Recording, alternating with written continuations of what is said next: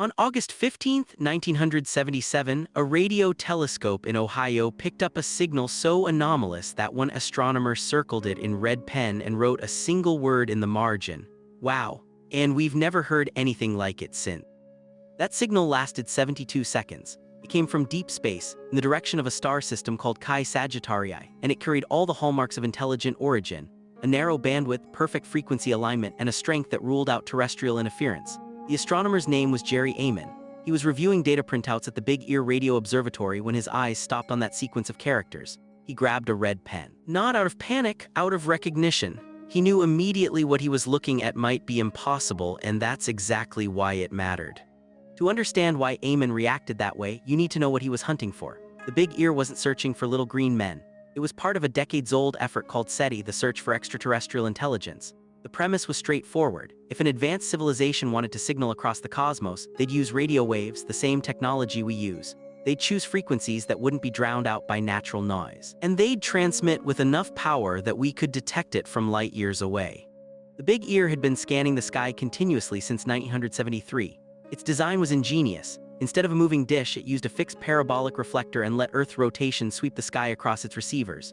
It could monitor two channels simultaneously, which meant redundancy, a safeguard against false alarms. So when the WOW signal arrived on August 15th, it lit up both channels. Not just one, both. That detail matters more than most people realize. Here's where the mystery deepens. The signal's strength was cataloged as 30 times the background noise level, strong enough to be unmistakable, narrow enough to suggest a focused transmission, and then it vanished. The Big Ear kept recording. The same frequencies, the same region of sky, nothing. Not a repeat, not a flicker, not a fade. One pulse and silence. In the entire history of that observatory, no natural phenomenon they'd encountered behaved that way. The scientific community's reaction was cautious. SETI researchers knew the stakes. False alarms erode credibility, so the protocol was ironclad: confirm or remain silent. Ehman and his team tried to relocate the signal. Nothing. They checked for satellites, military transmissions, and ground-based interference. The usual suspects. Every test came back negative. By every measure, the WOW signal remained unidentified. And that restraint, that refusal to declare victory, is actually what makes the case so compelling. But here's what most people miss. The signal's location wasn't static. The Big Ear's design meant the same point in space would pass through its beam twice, once on each side of the meridian. The WOW signal appeared on one pass, but not on the second, 36 seconds later. If it were truly from deep space, both passes should have caught it, unless the source was moving, or unless it never repeated at all. Decades passed, telescopes improved. We sent Voyager probes to the edge of the solar system, each carrying a golden record with greetings in 55 languages, a message in a bottle for the universe. We built more sensitive receivers. We trained more eyes on the sky. The WOW signal never reappeared, not in 1977, not in 1987, not in 2007. The silence became deafening. Over the years, researchers proposed alternatives. Perhaps it was a natural phenomenon we didn't understand yet, a pulsar, a quasar, some exotic cosmic event. Perhaps it was a satellite we hadn't cataloged, a transmission we'd misidentified. Perhaps it was an error in the data itself. These explanations aren't wrong, they're careful. They're the work of scientists who know that wanting something to be true is the enemy of finding out what actually is. But in 2020, something unexpected happened.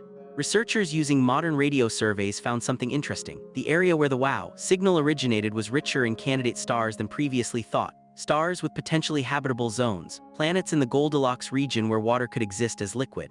The WOW signal's birthplace wasn't empty cosmic real estate, it was a neighborhood. That discovery reframed the question. Not was the WOW signal real, but why haven't we heard back? If it was a beacon, why no repeat? If it was a one-time broadcast, what triggered it? If it was a probe or a spacecraft passing through our region of space, where did it go? The silence itself became the mystery. Some scientists now suspect the answer might be simpler than we'd like. Perhaps intelligent civilizations don't broadcast continuously. Perhaps they transmit in short bursts separated by years or centuries. Perhaps they use encryption or frequencies we haven't learned to recognize. Perhaps, and this is the hardest possibility to accept, they tried once, and when we didn't respond, they moved on. The WOW signal remains unconfirmed. It's not in any official catalog of confirmed detections, but it's also not forgotten.